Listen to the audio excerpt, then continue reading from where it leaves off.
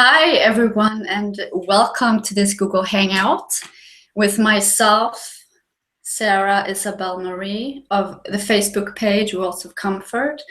And I'm here with Shannon Port of Art of the Feminine. And the topic for this Hangout is understanding the divine feminine. And I want to shine a light on who Shannon is and what her work is about before we start asking the questions. Shannon Port is the creator and founder of the Facebook page Art of the Feminine. She is a writer, teacher, and speaker, and her work is focused on healing the relationship between the masculine and the feminine within the individual soul as well as on the earth in the collective human race. Her work has been shared around the world and is recognized as a powerful voice of healing on our planet. She has been working with the inner mysteries of the feminine for most of her life and has had many initiations in both the dark and the light portals, where she has come into close relationship with the voice of the inner mysteries of the feminine.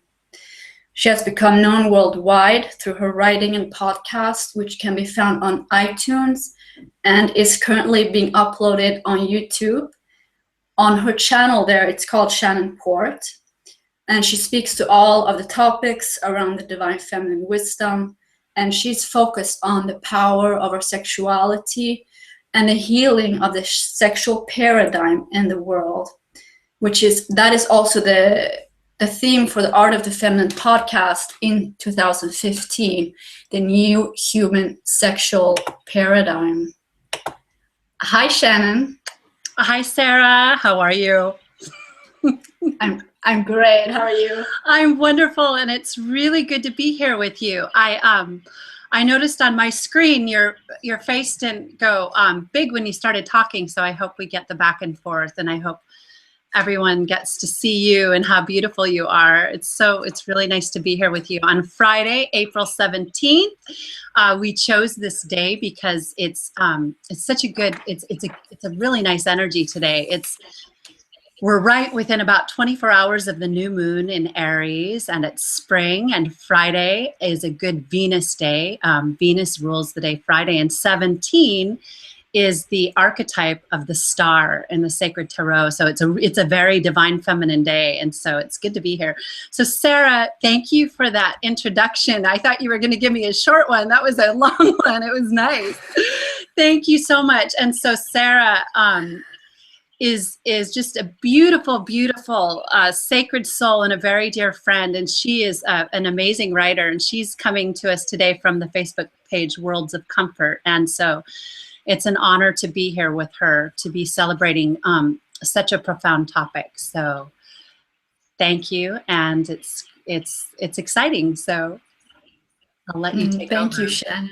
Yeah. Yeah. I feel the first question to really start off is, what is the divine feminine?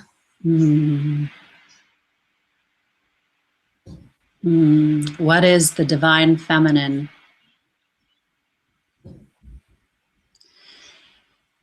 The divine feminine and the understanding of the divine feminine is probably the most very important energy and realization that is coming into the collective consciousness at this time. And I've heard that from many different sources, even some sources that I was quite surprised to hear that are recognizing that it's so big, not only on our planet, but in the universe and even in the cosmos. The importance of the divine feminine on this earth at this time is very significant, and it is significant for both men and women, and for the planet itself, for animals, for plants, for rocks, for minerals, for the entire being of this planet. We have our planet is a divine feminine planet. Our planet itself is the energy of the heart and the goddess. We know her as Gaia. We know her as Sophia. She is she is the life that we breathe and the life that we hold. She is one with us, and we are one with her. And so at this time, the human race has been wandering. We've been lost in a world and in a reality that's missing a very big part of the story of who we are, of the mythology, of the memory, of the true understanding of our wholeness. Just as the divine feminine is the wholeness, she's the pleroma and the fullness of all life. So at this time, when we got lost on the horizontal plane. So the horizontal plane represents the world, the physical world, as well as the hologram that we create. And so so it means we're looking out to understand who we are and where we are. We're looking outside of ourselves on the horizontal plane to view the world. We are even looking out in medicine and in science, in some of these areas where you think we'd be deeper connected. We're missing one of the most important parts of who we are. The divine feminine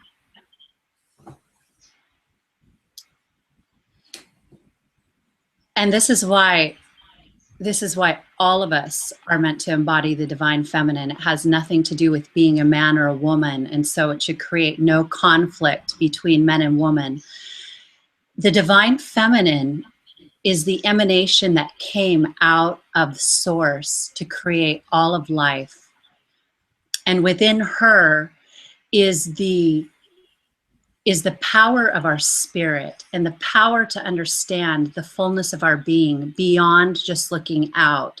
And so when we got trapped in this world, we began to dissociate and compartmentalize part of who we are. So we began to just live in a very small reality bubble of who we thought we were. And who we thought we were beings that had to compete with one another, had to fight the elements, had to relate to each other in a way that we borrow energy from each other just to sustain our own life force. And we forgot that we actually have an infinite source that lives within our heart that takes us up the vertical plane. If you're looking at the tree of life, it's from Malkut all the way up to Keter, all the way up to Ein Sof, and the whole source of creation. So that is the divine feminine, is the remembering that we have that link within us, and that link is within the heart.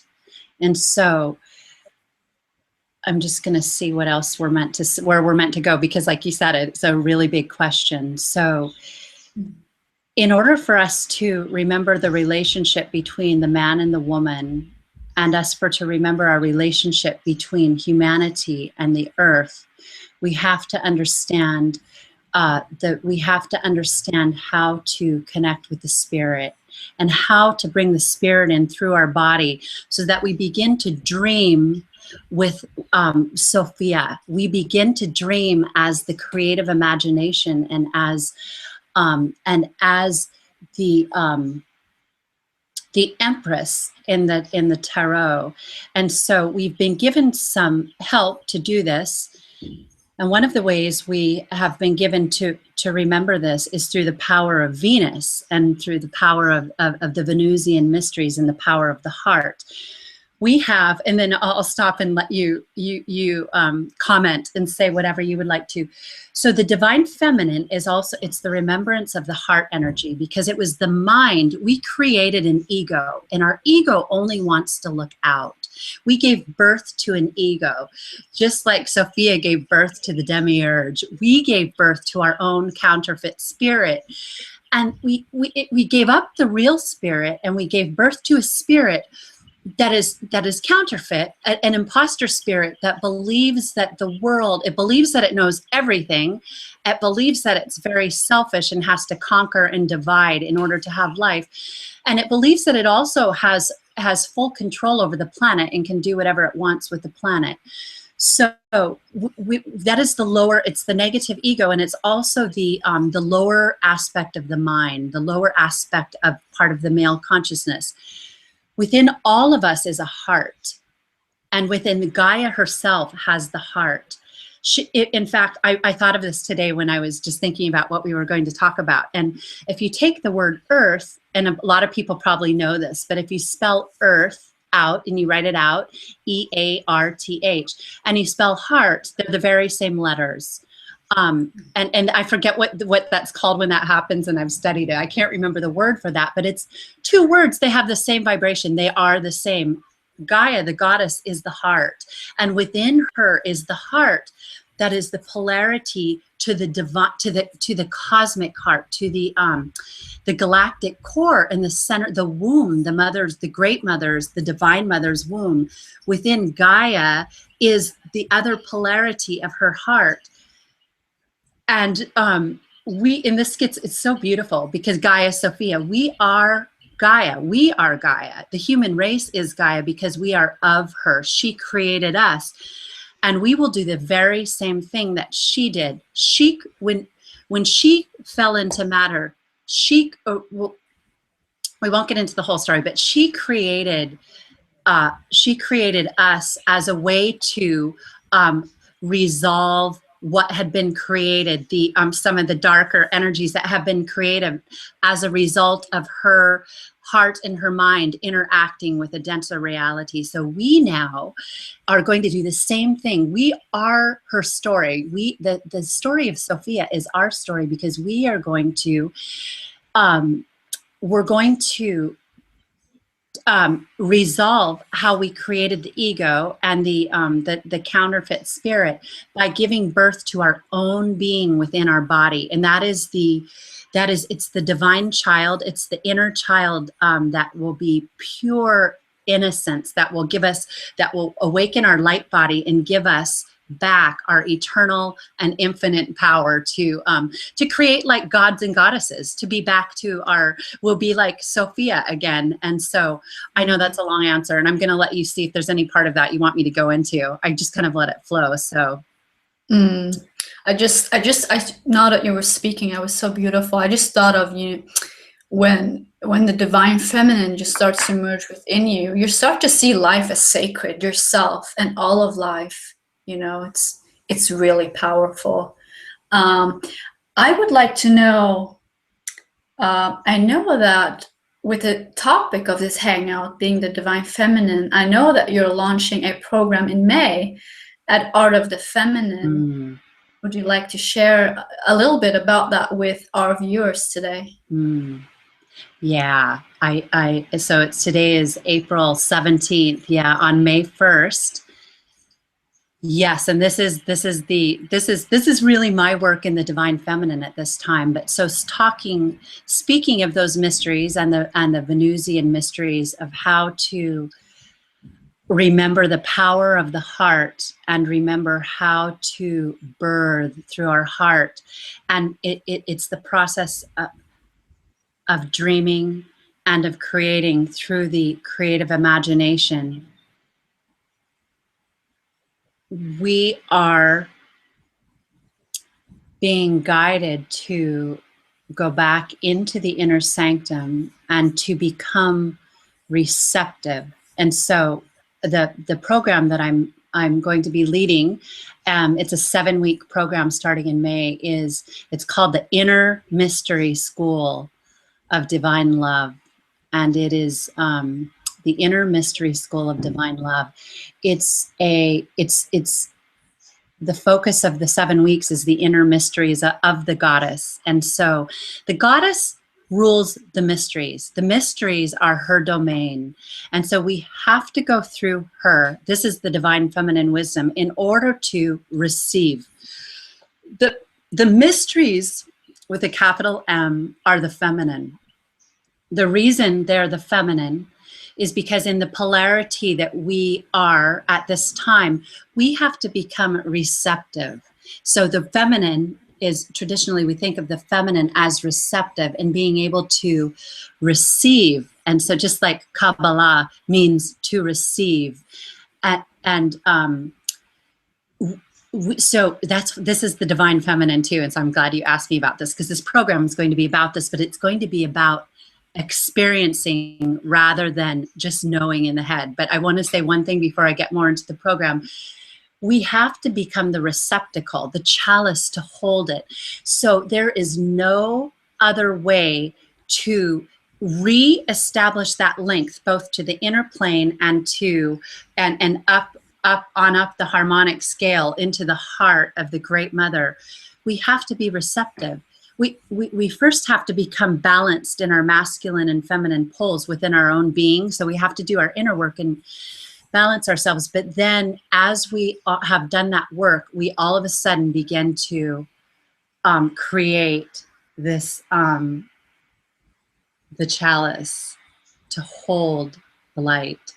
Mm-hmm. And so that is, so the inner mystery school of divine, and that's divine love. The inner mystery school is about journeying into the inner sanctum of the heart to go through a very sacred and very deep process of coming into that place where we're actually able to experience the energies we're talking about. So speaking about them and thinking about them and reading about them are all wonderful. And it's anybody who is in that place is on this path and will absolutely come into the inner mysteries. The inner mysteries they're here for us. But it's a really very specific kind of altar that we go on to, where we make ourselves a pure, like a pure, it's like the moon being purified. We become the moon, and so we become the whiteness, the purity of the moon, which is the real divine feminine, able to reflect back and work with the sun.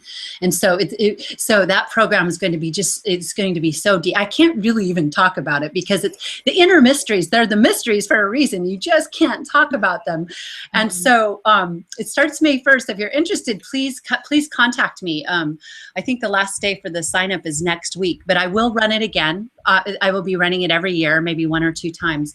But it's going to be a sacred group of souls. It's powerful to do in a group too, because it will be like the real mystery schools where we come together and we go on this journey inward and do the preparation and go into the frequency that allows some of this to work. And it's the heart, it's Venus. So that's what Venus is, the transmitter of the Christic force, of the Christ force. She is the link that's able to help us on earth.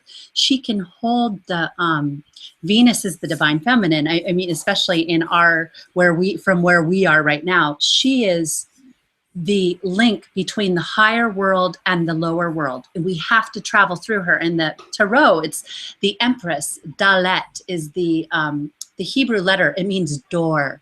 We had to go through her to come here, and she stepped us onto the ground, and now she also is the vessel for us to ascend. And so it's very deep, it's very beautiful, and I invite anyone who's interested to please contact me. Thank you for asking about it, Sara.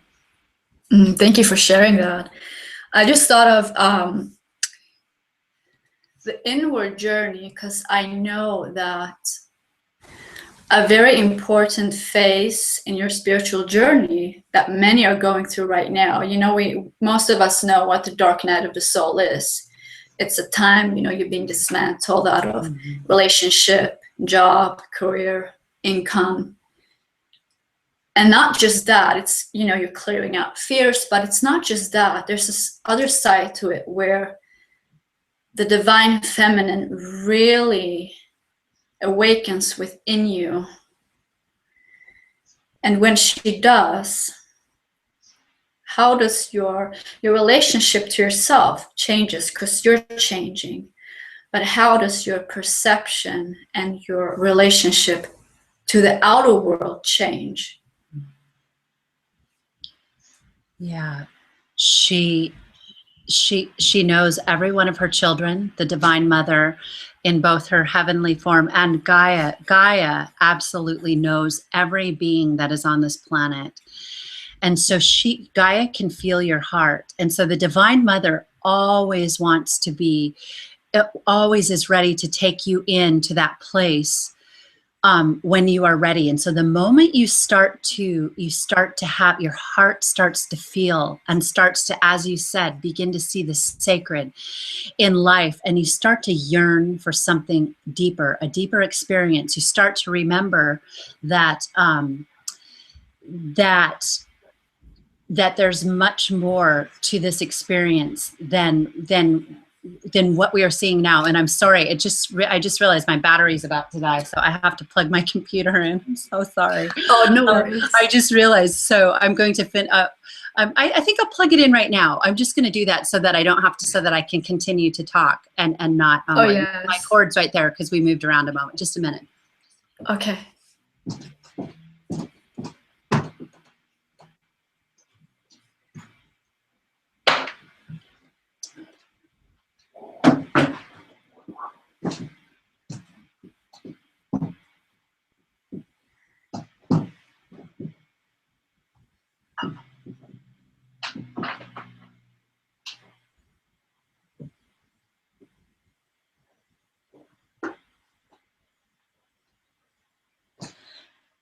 All right. Welcome back.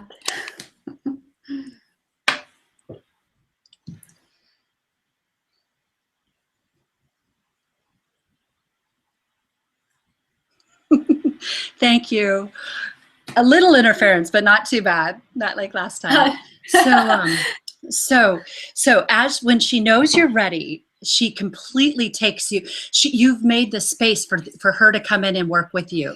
She's ready to work with everybody all the time, but she just needs, because of the density that we're in, she just needs. We're constantly making space in our heart so that she can come in, and it's making space in our heart. It sounds so easy, but it really is a process of, we think sometimes we're stuck here in karma, and that we're in victim consciousness, and that everything's being done to us. And yes, there are a lot of things on the planet that are very hard, but nobody can make the space in our own heart except for us. So as we make space, she starts to fill it. She's ready to go. She's filling it up, and she's the initiator. So she begins to take you and work with you. And the reason we associate this with the dark night of the soul is because it can be just grueling. And it really is a dismantling, because like we talked about earlier, where we were lost in this reality of thinking that everything was solid, and thinking that we had to have an imbalanced exchange with nature in order to survive. And when thinking, and it affected our sexuality, it has affected our creativity, it affected our ability to be, to know our brothers and sisters in the universe. It affected us on so many levels. And so there's such a huge dismantling that has to happen, that it feels so painful, and it feels like we're being just flung around, and we feel like we've been forsaken, forgotten, that God, we all know when we've been there, it's like, how can this be happening? I know in my heart that I'm here, I'm ready. And then it just goes on and on and on. The process is nothing more than that breaking you down so that you can really hold this truth. It's a different frequency, and so your body has to be prepared for it. It's just energy. And so it's consciousness. As our consciousness is it helps us to shift our consciousness. So everything in the outer world, what happens is, and I know you start to see the world differently, in that you think you're ready for it, but at the same time it's shocking. It's like it's a shock to our nervous system, and to our endocrine system, and to our dreams, to our subconscious mind, because everything has to be rewired. Our subconscious mind, which has held so much of our journey and our abuse and multiple lifetimes of pain and suffering and agony. There's been good stuff too, but it is now has to be reconciled. It needs to understand, it needs to go through the process the greatest gift of the divine feminine is understanding. There's nothing like it, because when we understand, it's gnosis. We're like, we understand why. We understand why the dark. We understand why did I fall back so much. We understand why we even have to look at some of the things we've done that may have seemed dark or shameful. And so there's a process where that really, it causes a lot of turbulence in our mind and our body, and our relationships change, because then our mirror changes. What we're giving out to the world changes. And for a period, sometimes it invites a lot of discordant things, because we're changing so much and so fast. We may all of a sudden be inviting attack. You know, so here we are at this time when we think it should just be, okay, I've found it, I'm here, I'm ready. We think it should be really easy, and we do get support. There's times when the support comes in, but it's very much a lonely journey, because we have to do it ourselves. Nobody can do it for us. Not a teacher, not a psychic, not a healer. Nobody can take it away. People can help show up and shine some light on us, but the only person who can actually have the shift is us. And she wants every single one of us to have that and get to reclaim that infinite state. So the world changes. The world can get really dark. It can. And it's just like we're going through this tunnel. And I'm just going to slow down for a moment, because it starts to shift the energy, how it comes.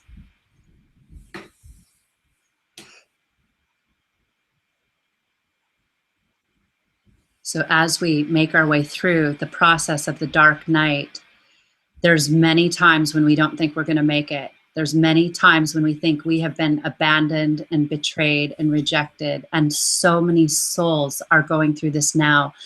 So many times when we think we've attracted the wrong relationship, and that so many times we think that we're not loved, that we can't do anything right, or that no matter what happens, it always happens to us, that nothing works out right. We start to have all those feelings, and slowly but surely, just when we think we're going to lose it and we can't go any further, something happens. And she that's right when she comes in and she's like, all right, you did it. And then our vessel becomes prepared to hold more light, and it's the light of understanding. It's not the light in polarity, it's the light of understanding. And so we start to get, and this is important, because we start to get really humble. Something happens. It's not humble as in weak. It's not that we get weak, or we're not a pushover. We don't let people walk all over us. We don't just accept the dark agendas on the planet. It's not that at all. Instead, what happens is we become so humbled by the realization of this power and how great it is, and the fact that we are actually created to hold this power. It's the only reason that Sophia created us, was to hold everything that she is. There's no other reason for us to be here. It becomes humbling, and again, it shifts, because as we get closer, as we approach it closer, the words have to stop. Because when we get to a certain place in the mysteries, there's no more. We can't even speak about it. It won't let us. You feel it.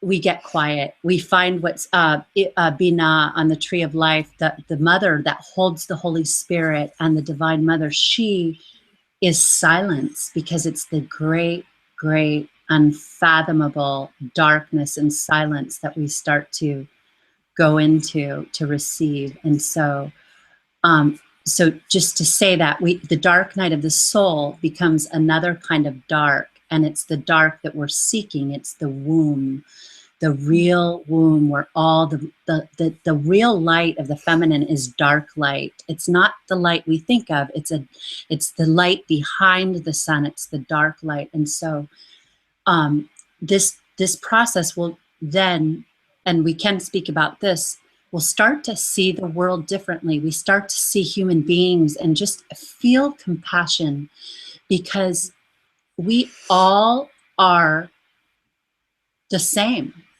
You know, we're holding different embodiments and different levels of consciousness, but really there is no difference between you and anyone else out there. And so that is one of the hardest things. We lost that realization. So we begin to understand our space differently. We begin to see the world and we just slow down. So it doesn't mean it still can be challenging for a while, but all of a sudden everything starts to speak. The world becomes animated with spirit, and that's Venus lifting her veil, because Venus is nature, and Venus is this earth. She's form with a capital F, but behind form, when you lift the veil, is something else. And so it's a time when she's leading us to grace. She's leading us to the grace that is hard to even speak about, but we start to embody it. And before we speak, there's a new, it doesn't mean we won't throw something out there now and then and be really human, but there's just an understanding that our words and our emotions and our emotional energy is always, always creating what we see. There's no other way. That's it. Whatever we are feeling that is our world. And so it's a huge responsibility to understand that. And that's why the dark night of the soul. The dark night of the soul is the greatest gift that we could ever be given. And so many people are in it right now. And it's beautiful because it's beautiful. Thanks, Sara. Thank you. That's a nice question and a long answer too. Yeah. And sometimes you don't realize what your potential is, but she does, you know. That was beautiful. Thank you. I'm going to go into a whole other category. And this question it's mostly directed towards women, of course, but also men, because there's a lot of wisdom in this for men too. The menstrual cycle. I want to shine a light on the menstrual cycle, because a lot of women, when it's that time of the month, we're like, oh no, it's again, and we feel like puffy. But how can we shift from that to connect to our menstrual cycle in a sacred way?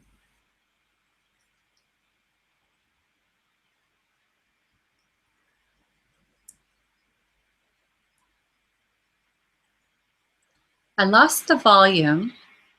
Can you hear me still? Oh, yeah, I can hear you. Oh, great. You came back. So yeah, that's a wonderful question, and very much coming into consciousness, coming into the collective consciousness again. Okay, so we'll talk a little bit about the woman, because the woman represents the heart and represents the womb. The woman is so connected to the divine feminine, even though, I will be clear to say it, even though the divine feminine is the polarity, is the access, the vertical access that we all have to go up. Has nothing to do with man or woman in the big picture, but within the context of the soul, as it became man and woman, the woman became the womb, because the woman, as the divine feminine, is the gateway into the world. The woman is the gate, the doorway, the portal. A soul can't come into the world, except we're experimenting, obviously, with some other technologies now, but the woman is the portal. And so her body, it was chosen, would be the one that if a soul is going to come in, it has to come through a woman. Because the woman retained the ability to give birth. The real birth is something beyond childbirth. There's other levels of birth in the divine feminine, but in this polarity, this is how we get here. We don't just land here. We come through the body of a woman. So the menstrual cycle is it has been tampered with and manipulated. And that's another long story, but it has been used against the woman. It has been, first of all, through the projection, through the own collective female mind, has been made to be a kind of a curse and a punishment, and painful, and it's triggered different hormones, different doses of hormones than perhaps were meant to be. It's a portal for it's so big. Oh, it's so big. The menstrual blood is a portal. Everything is a portal, but the menstrual blood itself attracts energies of both, the whole spectrum. It's such powerful. It's such power. It's the most powerful blood, and only women have this kind of blood because it's the blood. It is the blood of creation. It's the chosen elixir to create conception, to nourish the life form. As the spirit is entering in the body, this blood holds a blueprint and an encodement that is, it's of the goddess. And so first of all, just start by understanding that blood is different, and it holds information. It holds it. You know, our whole body is a book, the book of life, and we every human being is a book. We hold all of the information of all of creation. That's why human beings are really powerful. We're the book of life. So, but the blood in the woman is one of the most powerful parts. And so, because that is what allows a child to be created, and it nourishes, it communicates with the soul. So that as most people understand, the menstrual cycle of the woman is linked to the waxing and the waning of the moon. And when we look at and tomorrow's the new moon, the new moon represents ovulation, and it represents the ovum coming down and preparing to be fertilized. So the new moon, that's why we say plant seeds at the new moon. In your own body, when you are the new moon, when you're ovulating, that's your real new moon as a woman. And there's all kinds of gifts around that, and you can imagine what they are, because it doesn't take too much to imagine what they are, and yet there are more and more and more. It's so powerful. We have so much power. So isn't it ironic that the menstrual cycle, which is the most powerful thing on earth, has been demonized and made to make the woman feel so, many women in the past, especially since 2012 and leading up to 2012, are having very painful menstrual cycles, and a lot of energies are trying to come in and harness the energy of that, so that we don't remember the consciousness that's stored in it. But and I know this is it gets pretty deep. The dark forces want that blood too. So we won't fully go there today, but they also hunger for that blood because it's a food source. So when a woman is menstruating, it's a very sacred time, and she is more magnetic to everything. She can attract things. And so first I'll start, because it seems like this is where I'm supposed to go, to say that it's during your menstrual cycle. Feminism has brought in some very good and positive things, but believe it or not, and there's been some parts of it that were manipulated so that we would actually think we had to not be women and not honor a certain energy. We thought we had to be really tough and hard and not show that we're having our period, and not let it slow us down, or we didn't want anyone to notice that, it's that time of the month and I might not be able to do my job as well. I might be a little more emotional. We really have been gone into fear as women. And some of this came in with feminism, and I have many real deep feminist friends who are great thinkers. So it's not about, it's just saying that we have to really pay attention to everything in the message that's coming, because the only real message is intuition, and it comes in the heart. Mm-hmm. The menstrual cycle, it's a very deep period of time, and some women, who are going through certain initiations, may choose to step back and go inward during that time, because there's great spiritual work that can be done. That being said, it's ovulation is tied to the new moon. Menstruation, it represents the full moon. It's the time of culmination. And if the seed becomes fertilized within, you don't have a period. The culmination is the beginning of a new life. It's the baby beginning to grow. So Sara, was there anything else specific about it? I know I could just keep talking about that for a long time. So, oh my gosh, yeah. There's one question that just popped up for me when we have the menstrual cycle, because it's very connected to, I know the first, but mostly the second chakra. Do we go through like a clearing? I mean, emotional clearing, physical clearing of all, patterns. Do we do that when we have our menstrual cycle? Yeah, depending upon the as with everything, a lot of it has to do with the amount of consciousness we're able to hold as women. And so this is why this has all been, this tells the story of why the menstrual cycle was so assaulted and so it robbed of its true power. The more conscious we become, the more we begin to understand what is available to us during that time. And even within the blood itself, it's a time of being able to, it's a time of Saturn, the time of the fruit. And so we can either work with the shadow side of Saturn, which can bring hardship, or we can work with the ability to bring the Holy Spirit into form. That the menstrual blood is an attractor of the Holy Spirit, which is the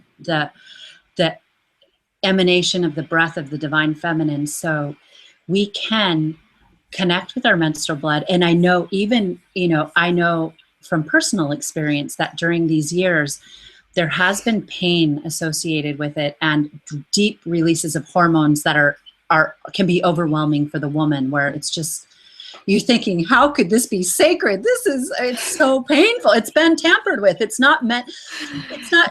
going to change. But that time though, right now, you can really create a ritual, take care of yourself. And, there's a lot of things you can do. And I recommend that everyone be guided from their own heart. I mean, even the blood itself is it's an anointer. I mean, if you just look at it, you can see the story of humanity in it, because that is the creator of humanity. You can see the sad, the pain, the dark, and the light, but you can work with it and use it. You can do the alchemy with it. You can use that blood to actually do the alchemy for yourself and for the world. So there's a lot. There's a lot in that. I wanted to say, just to say one more thing, because it relates to the menstrual cycle. Even the woman as being the carrier and the birther of the child and the soul, she remains the doorway to this world. And so the heart, she is the heart, and the heart carries the blood, and the blood comes through our thoughts. The elements that are in that blood, whether it has a lot of Mars, a lot of Jupiter, a lot of Sun, a lot of Venus, and I'm saying those planets, but they represent the element. They represent iron and tin and copper and lead and gold and silver. All the planets represent the elements. The elements come through our mind.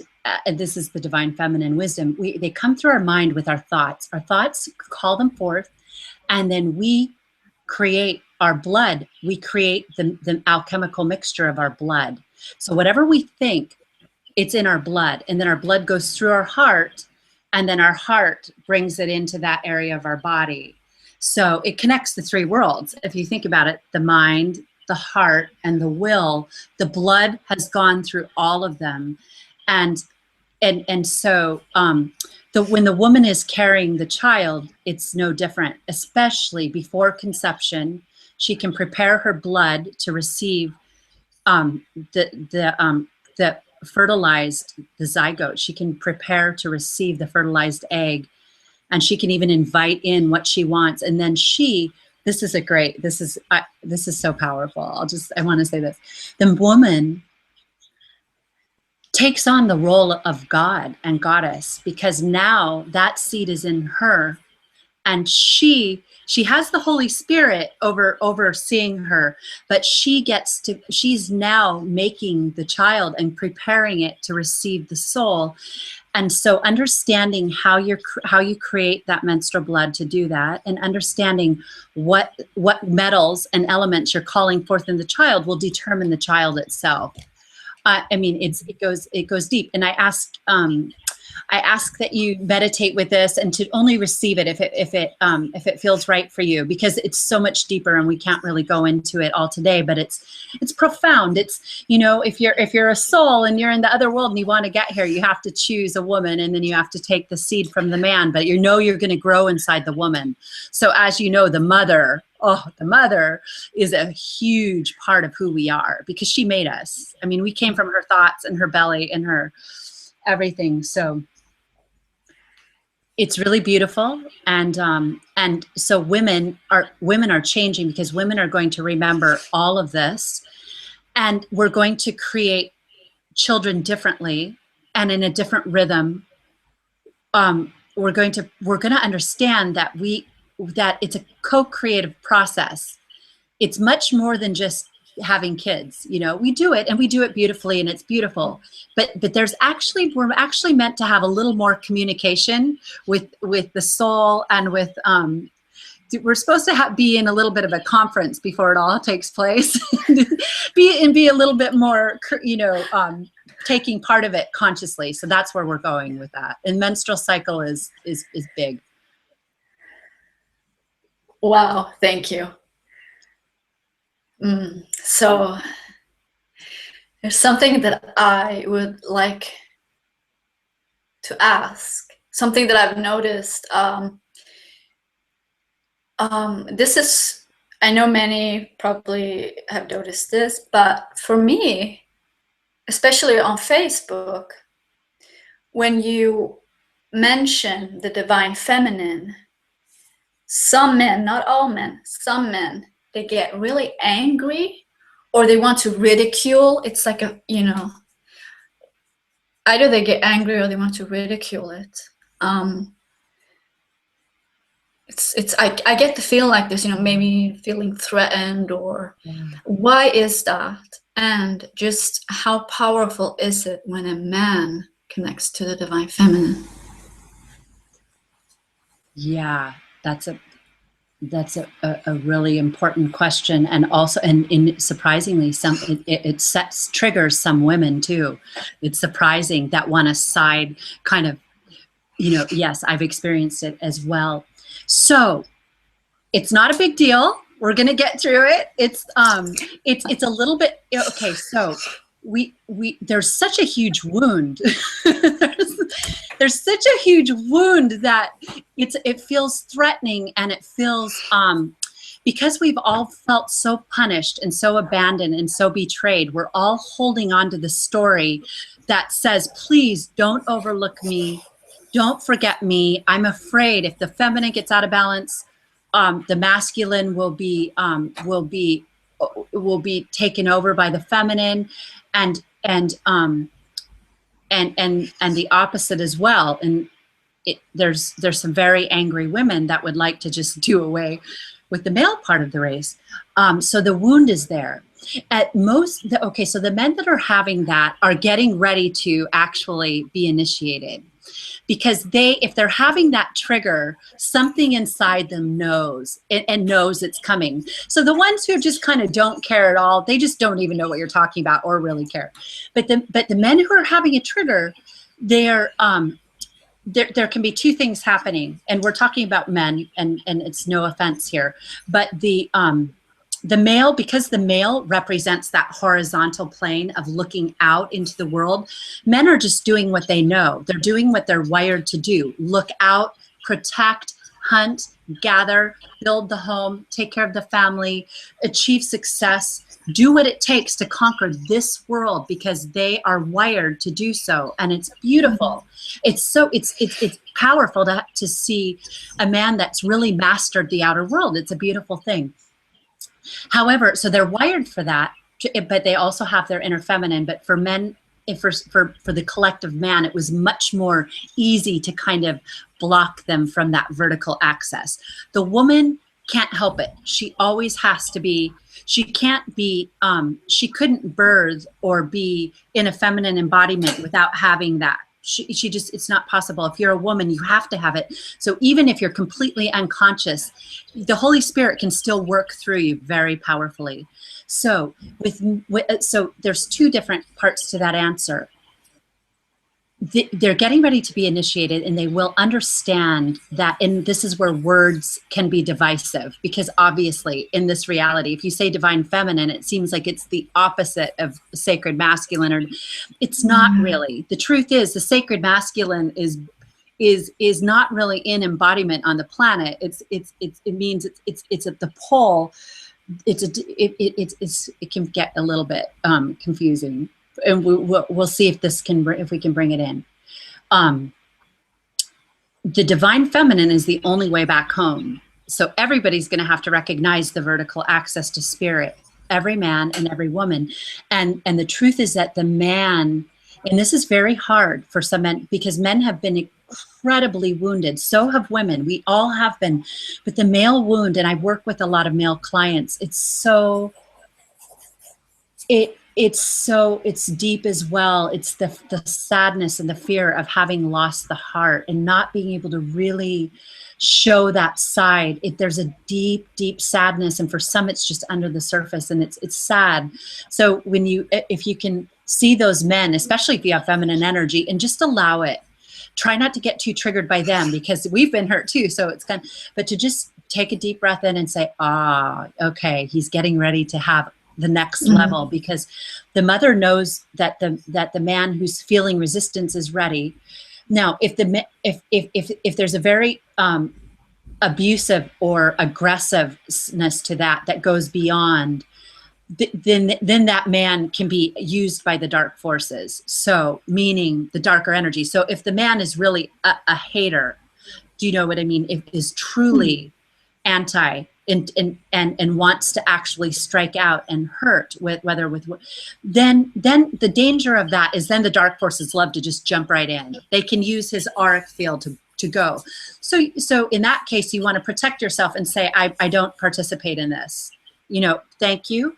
And just don't allow your aura to merge with it. Because that's the consciousness that's been on the planet, the angry, aggressive, a fallen male side that wants to kill, or that wants to hurt or rape or sell or just demonize or exploit the feminine. Now, we all have it. So women have the masculine wound and men have the feminine wound. We both have each other's. We both carry it. But it's a little more exaggerated in the male is a little more exaggerated in that. So let me see, to just ask how to bring in some clarity for those who really want to know. So that when you start to do spiritual healing, meaning you start to really look inward, there's a period of struggle and a period of being very judgmental. That's normal to look out and say, hey, you start to criticize everything. Like, that's not right. This person knows today, but tomorrow they don't know. And you like this teaching today and you don't. You start to get really, it's the first step of becoming discerning. But as you start to really clear, the man will know when he's getting closer to his own clearing within, because all of a sudden it will make so much sense. He'll just be like, oh my God. The woman, of course, the mother, my wife, my sister, the planet, Gaia herself is our mother. And so he'll remember those things, and he will not be concerned with putting down the divine feminine or feeling threatened by it. However, for now, I guess we can really refine our language when we talk about it. So the sacred masculine and the sacred feminine within the soul are really the vertical and the horizontal axis working together. So the man really holds the power of the horizontal, and the woman holds the power. So when they meet and they make the alchemical cross, in the very middle of the cross opens the rose, the soul. So it takes them together, and then right at that point, and then it becomes it's like, it's so cool. It becomes the merging of the heavenly triangle. We have to, so I know we're going so fast here, but we have to have the inner alchemy of our own masculine and feminine before we can have the sacred union with the divine. There's 2 stages. So before Eros Gamos and Eros orogamic union, we have to prepare ourselves and make ourselves able to hold it. That's what this work is. So that work of understanding how the heart and the mind work together is really the work at hand, and then the outer expression of that is the masculine and feminine on the planet remembering how to love each other. My goodness, my goddess, that's all it is.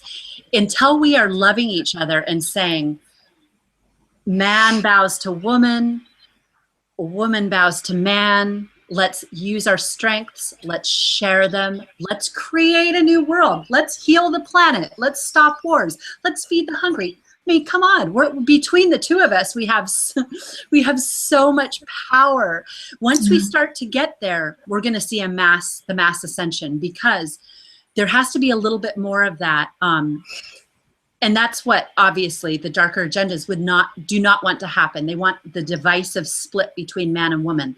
So anytime, if a man genuinely wants to know and he feels concerned hearing the divine feminine, he truly wants to know.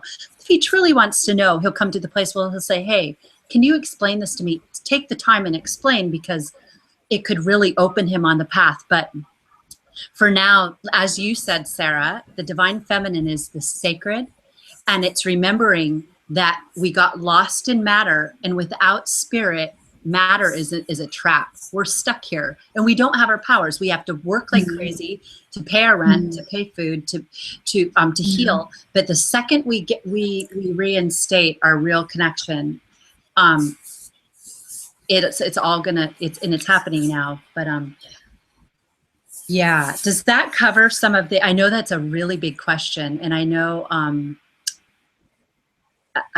it can bring up anger and sadness between men and women to, so I'm sorry, I want to say one more thing, because I do want to speak to the sacred masculine and men, because I'm sure that some people will be upset if I don't, because it is important. So when a man is holding the sacred masculine, it's like the tree, the tree of life. Look at nature. So this is it. This is how I want to finish. If you want to understand the masculine and feminine, just go out into nature and watch how a tree grows, watch how a flower grows, watch how it bears fruit and then drops its seeds to the ground. Watch how the sprout comes up and the trunk gets strong and the branches go out and the leaves come on. If you meditate with that, that's it. It's all there. It's all written in the book of nature. And men and women, that's why nature has been taken away from us in our modern culture. If we were sitting in nature without all of the, it would happen quite fast, the realization. And then we move beyond words. We don't even need feminine and masculine. So. Yeah, that was getting goosebumps when you said that about the trees, and I guess it's very powerful. Once you feel it, it's very powerful. For the balance on the planet, this is something that I really feel is so deeply within me. Just intuitively, I really feel it is. And this is not to say women in leadership as in a dictator kind of but I feel like women are leading the ascension, are going to have more visible roles in the world in leadership, but are going to be guided by their heart, their intuition, and their soul. and I really feel this, how important is this for the balance on the planet? Because we see a lot of, there's been a lot of male dominance in career, just everything. How important is that for the balance? I absolutely believe we'll see that. I think we're going to see some really powerful first women come in, and in the next, let's say, 5 to 10 years, and even in the next, we don't know exactly how it's going to happen in the next year or two. Things are changing fast, so things could happen very fast. So there's a couple parts to that question, and then we'll start to finish up. So we do need to see physical embodiment women taking leadership roles. It's not about clearing out all the men. And, we have this idea of changing the guard. It is true. The feminine's coming in. That's a natural process in nature. She is coming in, but then it will go to something else. So the women need to be present physically, but it's not just any women. There will be a lot of women, period, at first. But then, and this is the part that's so important right now, talking about leaders, because we are going to need leaders. We can't just have a void when everything changes. We can't just go into a space of nothingness. There will have to be people stepping up and filling certain positions to help guide humanity and to help guide communities. So there will be a need for leadership. And the men, there will still be men, of course, but the men that will step up will have a certain new level of consciousness where they will absolutely, the universe as we as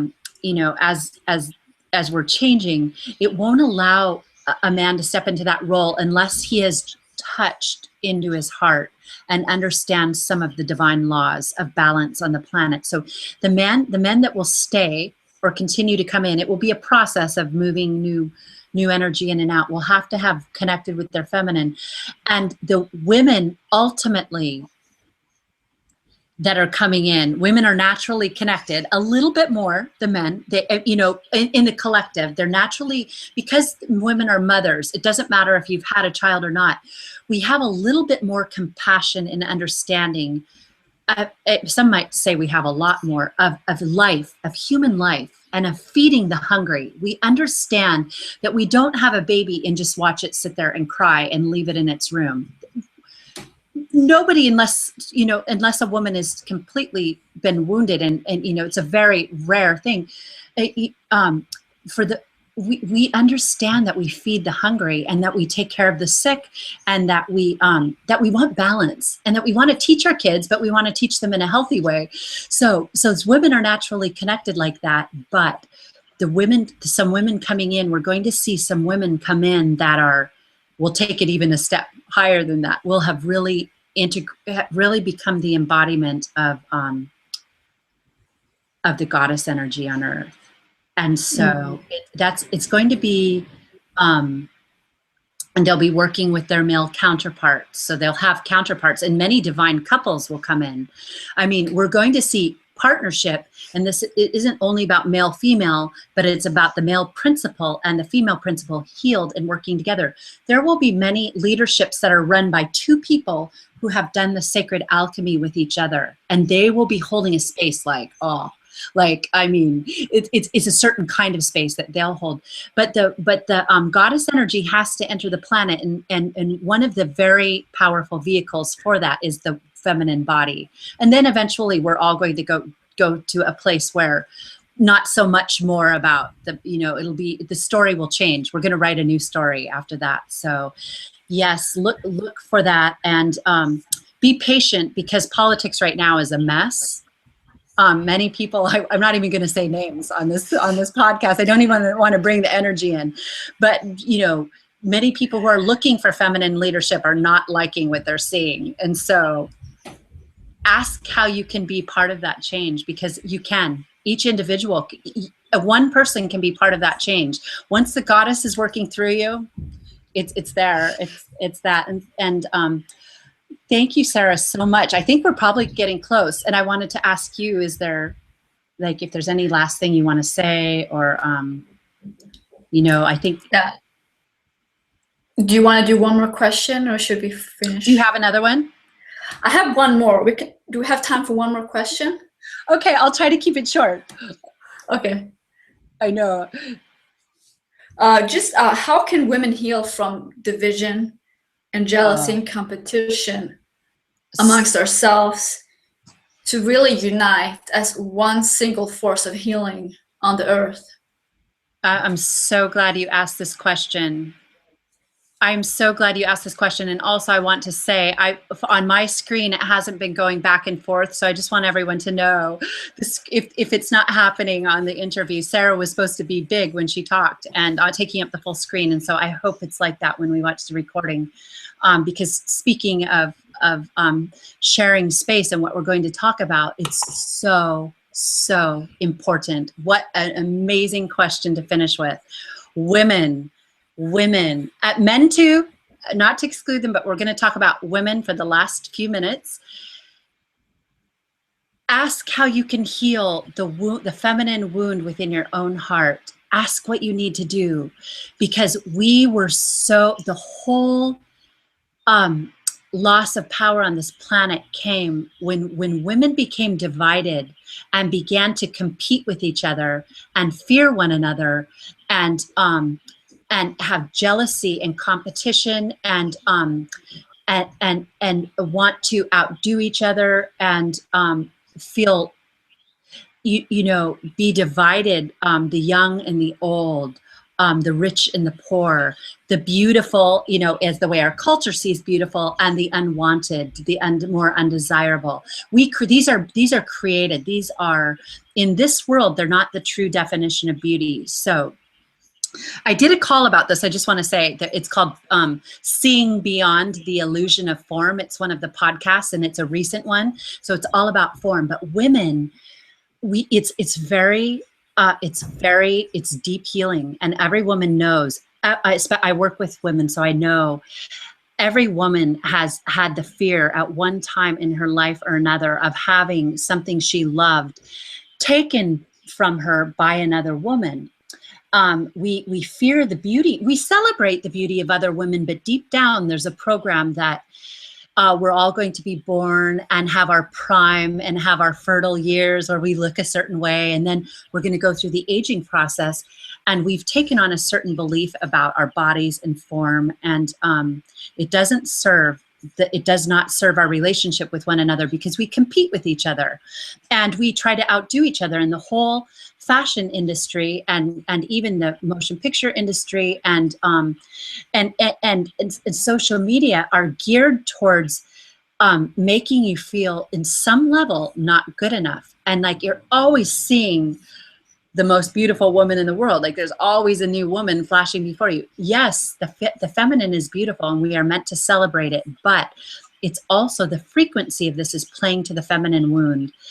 If you can, this is one of the great powers. If you can really go within as a woman and understand what form is, because women create form. We are the creators of form. We project the dream and we project the baby.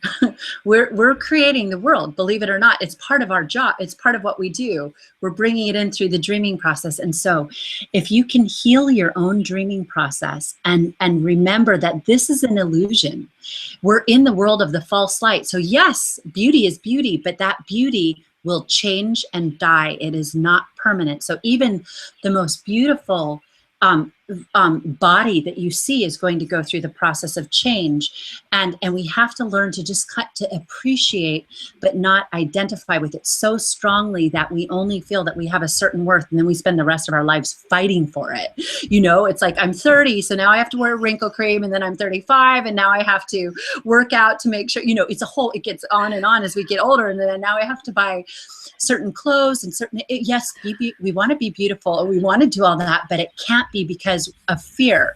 It can't be because we're worried we'll be rejected. We have to understand our power gets the flame. Okay, last words. The woman represents the inner plane and the man represents the outer plane, and those are the two polarities. So the woman's power is actually, you think her power of seduction is in her body. The real power, one of the great secrets that has been hidden, is inside the heart. And so it doesn't matter if you are 110 and you are just withering away. If you're connected to your heart, your beauty will fill the world, and you will know self-worth beyond anything. So I wanted to say that because that's a divisive thing with women. And the other thing is that we should be very careful about taking something from another woman consciously.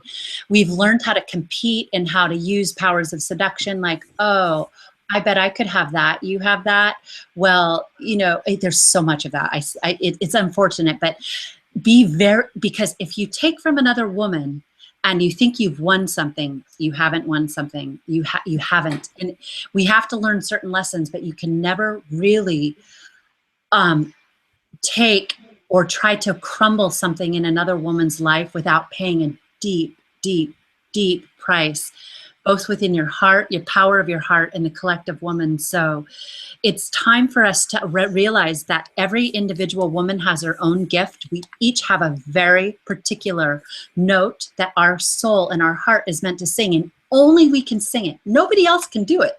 So to think that somebody else is doing better than you or they have more than you, it's an illusion, because they're meant to do it. Let them be. Let other people do what they're meant to do, and make sure you're doing what you're meant to do. It's the only thing you've come to do, and that's your true beauty.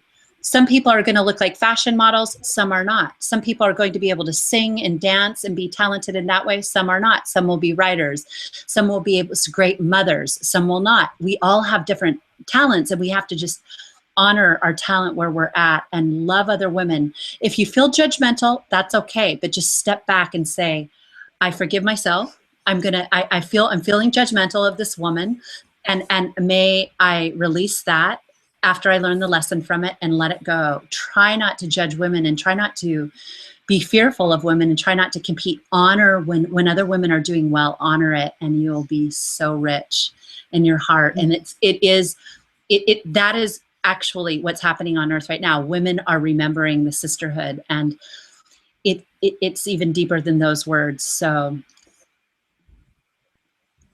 thank you, Sara. Yes. And it's an honor to connect with your divine feminine energy, which is so beautiful and so real and authentic. Well.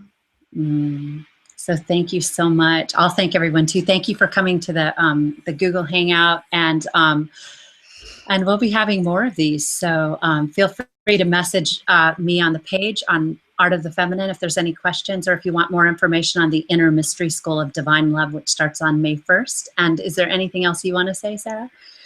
I want to thank everyone who's watching and who's been with us during this time, and just embracing everything you've said so beautifully. Thank you, Shannon.